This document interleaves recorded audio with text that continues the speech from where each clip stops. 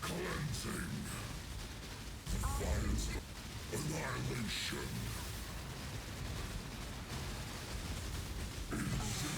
Hello and welcome, Exiles, to a much more budget version of the Cast on Crit Occultist Forbidden Rite character. I wanted to do this for a few reasons. Mainly, a lot of people have been asking, hey, what's the minimum budget you can start this character on? And I didn't test anything, so it's like I couldn't give it a good answer, but now I can because I actually set it up on stream. I will leave a link to this VOD below with a timestamp of when I started setting up the character. It took us around, I want to say, 2 hours to assemble all the gear pieces, just dealing with trade, dealing with people not responding, all that sort of stuff. And then in about an hour and a half, we ran 37 A-bombs just to say, okay, this character costs us 27 divines. How quickly can we farm back a lot of this character's gear? And in about an hour and a half, we farmed roughly 3,000 chaos net profit, a little bit under 20 divines. So given another 45 minutes to an hour, we would have paid off the entire cost of the character via just doing a simple strategy such as T17 boss rushing. The idea is have a bunch of map mod effect, roll some dangerous maps, and then run straight to the boss, kill the boss, and you have a high chance for 2 fragments, and those 2 fragments give you a good net profit. We were running these maps in about about a minute and a half to 2 minutes roughly on average. The map mods looked a lot like this, where you had, a lot of dangerous stuff, and during the course of those runs, we died about 6 times. I'm really happy with this performance. When you have mods like this, like 3 proj, 100 AoE, 50 monster speed, 26 pen, we only died once per map. Once we saw the mods, we played a little bit more carefully, and then we didn't die. But with 37 A-bombs, no failures, with this level of danger in terms of mods, I'm very happy with the performance of this character. Most builds at this budget would get absolutely folded doing this level of content. So that to me is very, very good in terms of the power per cost you put into the build.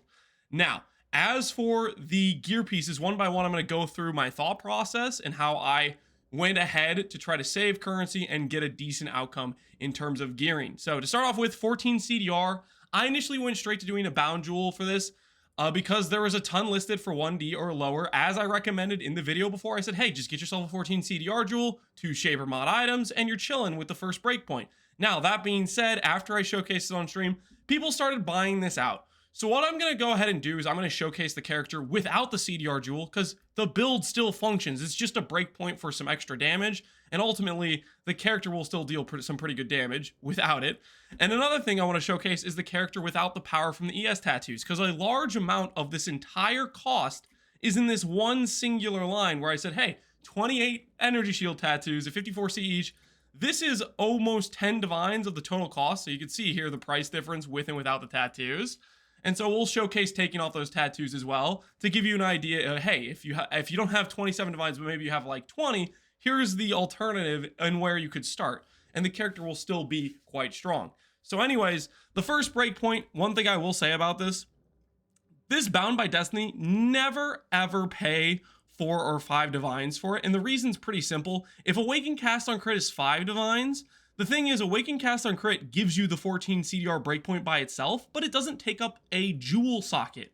A jewel socket is very powerful for the character. I showcased with this build getting just 2 stat jewels with % ES and crit multi. And so if you have to choose between 5D that forces you into getting 2 shaper items versus 5D that is just something you socket in for the gem socket, and it has a better multiplier on damage than the regular base version of Cast on Crit, it's just a win-win. So never buy this jewel. If people are trying to sell for 5D, don't do that. This is just a complete scam. Awaken Cast on Crit at that price is just better. Okay, it's just better. Now, as for everything else, that was the only thing that I think could even get somewhat price hike, because everything else doesn't have a limited supply. This is a very limited supply. This other stuff is not. All these other things are very common materials. So for example, to save money on the Twilight Regalia, we ended up paying a bit extra for a high base percentile. What this is this is the number at the top. Like if you press Alt on a chess piece, you'll see at the top it says 262 to 302. Now a high base percentile will have like 290 or higher, like an 85% or higher roll, versus a low base percentile will have 260. And that is a difference in 40 flat ES. That's the difference in having a T1 ES roll and having like a T6 ES roll in terms of your flat ES. It makes a big difference. And just to start out your craft, it's a lot cheaper to just go buy a good base percentile and then craft from there versus buying something that's already 6 linked but has a bad base percentile, and then you have to spend sacred orbs to try to fix that. So you don't want to spend those extra currency on sacred orbs.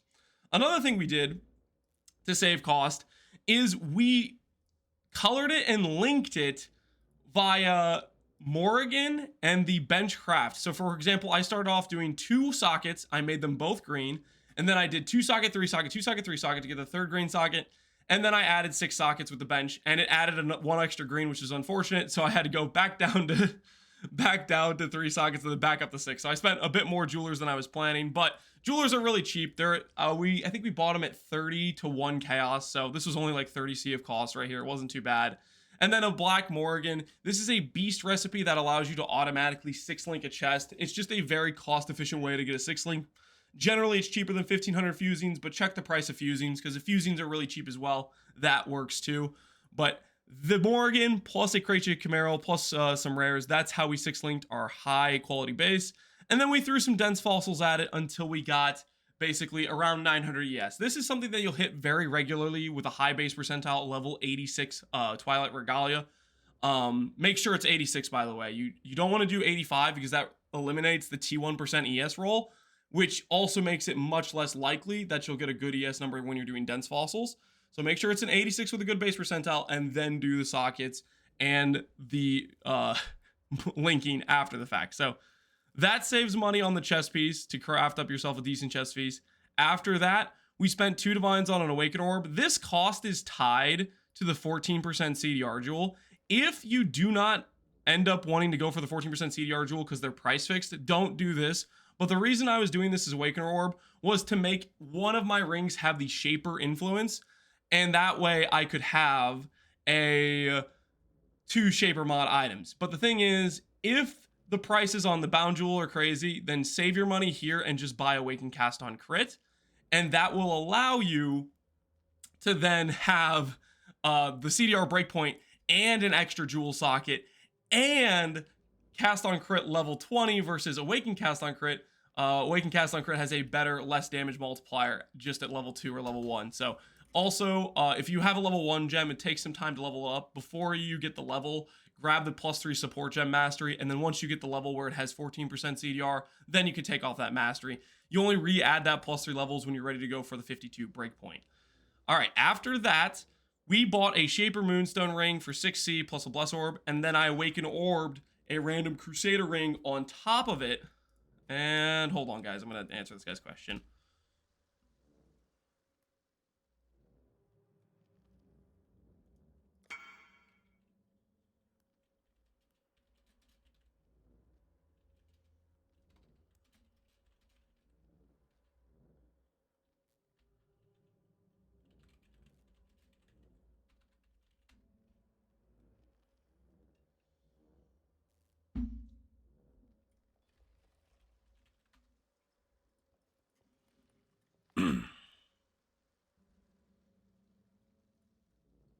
All right, I'm on D&D mode now. So what I was saying is I was doing this to get the double Shaper influence. So I got a cheap Moonstone ring and then I Awaken Orb Crusader influence on top of it. One thing I will note is Crusader influence Moonstone rings are priced way more expensively than other ring-based types. Just buy yourself, if you're not doing the Shaper influence onto the Moonstone, just buy yourself like a 2-stone or just a res rolled Crusader ring. It doesn't have to be Moonstone. Moonstone makes a relatively small difference, and it helps your res capping be easier throughout. For example, if this ring was a 2-stone with 16 fire and cold, this benchcraft could say +1 frenzy. You know what that means? That means my character attacks faster and I deal more damage. It would ultimately just be better than the Moonstone ring. So quite frankly, if I could go back in time and make this a res ring, it probably would be an upgrade to the character ultimately, because 4% more damage is going to give you more than the 24 flat ES will. On top of the 4% attack speed, this character right now, the cheap version of the build, is lacking on attack speed. The multi-link gloves are definitely a nice quality of life upgrade. Now, next up, we have the Crusader 2-stone ring, and you'll see with both of these rings, I just dense fossiled, and I was just looking for at least 10% ES plus flat ES plus evasion. And that's what we got on both of these rings. This, of course, enables the mastery over here for 20% ES. Just nice for ES scaling overall. After which I went ahead and just tried to get a regular Malachi's loop, no corruption, nothing fancy. All I did was get one that had a decent base percentile and an okay percent ES roll. This just meant it's a good version of the shield where it has a decent amount of ES. The difference in a bad roll versus a good roll is the difference in like 190 ES versus 270 or 280, 260. You get the idea. It's just a nice place where you can pick up some more ES and it doesn't cost you much. It's a very common shield, so there's a ton of decently rolled ones on the market. Next up, I got a 1-point attack speed base weapon. Again, I will mention, if you're not doing Bound by Destiny, it doesn't need to be Shaper. That's the only reason I got this as Shaper. And all you're doing is chucking Essence of Woe at it until you hit basically some crit chance or some attack speed with crit multi. That's the thing you're going for, and you need one open prefix.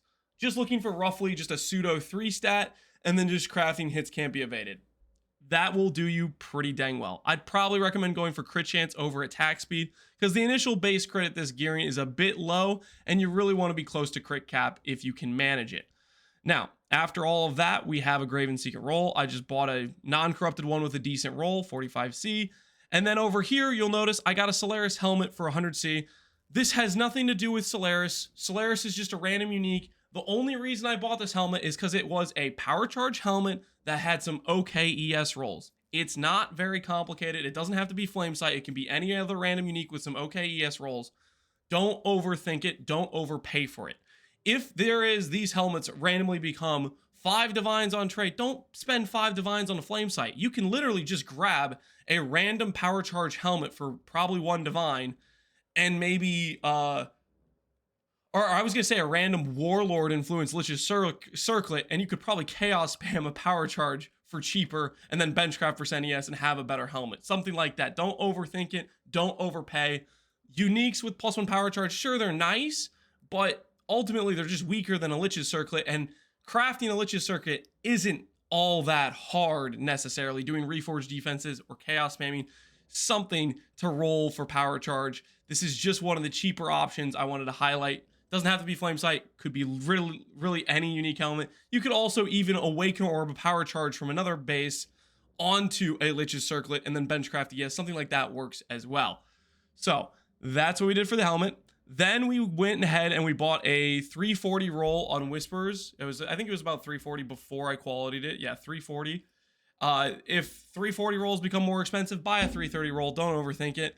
But just get yourself an okay roll of Whispers, put some quality on it, and then we also anointed it with Tranquility down here. And that was that. Next up, we have the Elegant Hubris. A lot of people think they need the Mind Over Matter or the Pain Attunement Impossible Escape. This is stronger. Don't get me wrong. It is stronger to have the Impossible Escape and skip some passive point investment, but you do not need it to get good value out of this. You'll notice here, I went through and I shopped around for a 3 stat that was low in terms of pathing cost. So for example, I have Spell Damage, Energy Shield, and Frenzy. You could get other stats here. Just look around for something that doesn't cost you too much in terms of passive investment and see about putting that together. There's a lot of different roles that work. Shop around. You don't need Impossible Escape.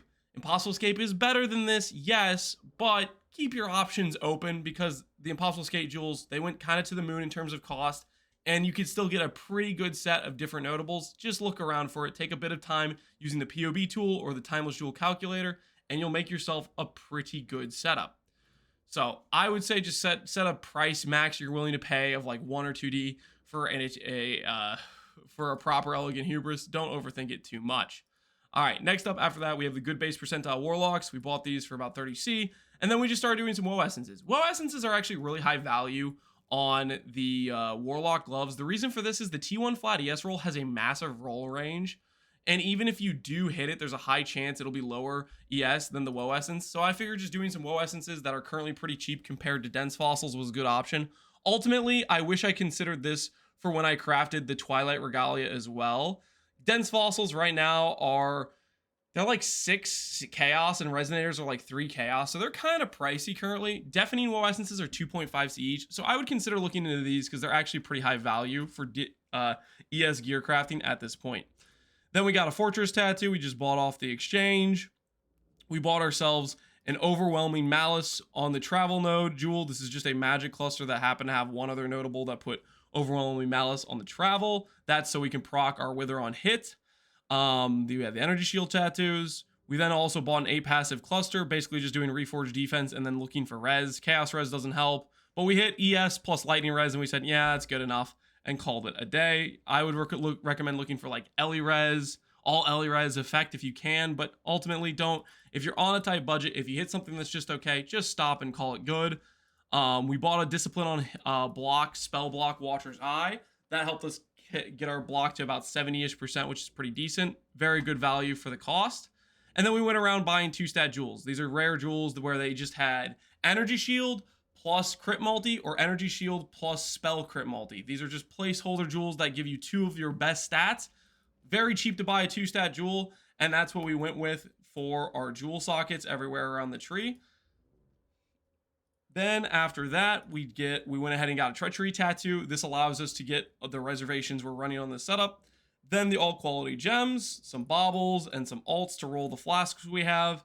And that was it. That was the whole cost of the character. Now, I want to go ahead and showcase if we were to take out all the tattoos. So we have, I think, 28 tattoos. I might have miscounted. If I miscounted, I'm sorry. 28 tattoos is roughly 84% increased ES. If I were to take off every tattoo, that'd be about 84%. So what I'm going to do is I'm going to remove 40% here. I'm going to remove 20% here. That's 60. I'm going to remove this. That's 66. And I'm going to remove this and this. That's another 20. So that'd be 86% ES. We dropped 2,000 ES.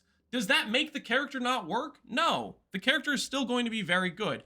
And another thing is, I'm going to take out this Bound by Destiny. Technically, there's a jewel socket there that I could add another jewel socket with percent ES and crit multi, and this character would be stronger for basically no additional cost. But I want to just showcase there are things that make the character better, but they aren't mandatory. The character has so much good scaling, it will still function. So we're going to showcase a Possessed Mino just as a look of, hey, if we took out the ES tattoos, there's 10 Divine off the top. If the Bound by Destiny gets price fixed or the Awakened Cast on Crit get too expensive, you don't need those things for the character to be functional and strong. The character is still going to, quite frankly, just crush things because its scaling is ridiculous. So I wanted to go ahead and showcase that for people that would say, oh, well, I can't get this because it got too expensive or whatever it is, you know, because there's a lot of times there's just this thought process that you need certain things for the character to be functional when in all actuality, it's just, yes, that makes the character better and it's good to have that thing, but is it gonna stop the character from working? Is it gonna make a good character bad? No, a good character, unless the thing is literally gonna make, like, disable the functionality. Like, some things do disable functionality, but for the most part, if you have a character that's already good, that's already strong, and you take out one of its stronger pieces, it's still going to be a strong character. And what that should mean to you is that, hey, if I continue to play this character and invest into it, it's just going to get so much stronger as you get those upgrades. This is a Possessed Minnow. This is without the CDR from Bound by Destiny, and we killed him within a couple seconds. He took out all the ES tattoos. The character will be strong without a lot of these pieces that you might look at and say, I can't afford that. And the thing is, the character's still going to be strong, and on top of that, you'll be able to afford these nice upgrades to make the character stronger and stronger very quickly, because the character with this power level can farm hard content that then gives you a lot of value out of it. So that's why I wanted to showcase that right there. So hopefully that gives you hope that you too can start this build if you wanted to. This is the rough gear cost. This is how I went about assembling the pieces that I chose to assemble. And I will link the description in the description, the timestamp of the VOD when I went through and I picked up the various pieces. And I tried to, when I was buying the gear pieces, I tried to talk about my thought process of why I was doing things I was doing. So hopefully if some of this stuff doesn't make sense to you, you can go through the VOD and say, okay, this is why he was doing this item here or this item here. He thought this was worth it and that's why, etc., etc. Okay, so anyways, that is a look at the Cast on Crit for Ben Rite soul sacrifice character done on a relatively strict budget. Hopefully this helps a lot of people that were interested in the build see that, hey, you can probably put this together with a little bit of div farming. You don't actually need anywhere close to 100. That's just a crazy number to say. Not anywhere close as that ever a real number in terms of how much it's cost to start the build. And yeah, as always, thanks for watching, Exiles. Take care and have a good one.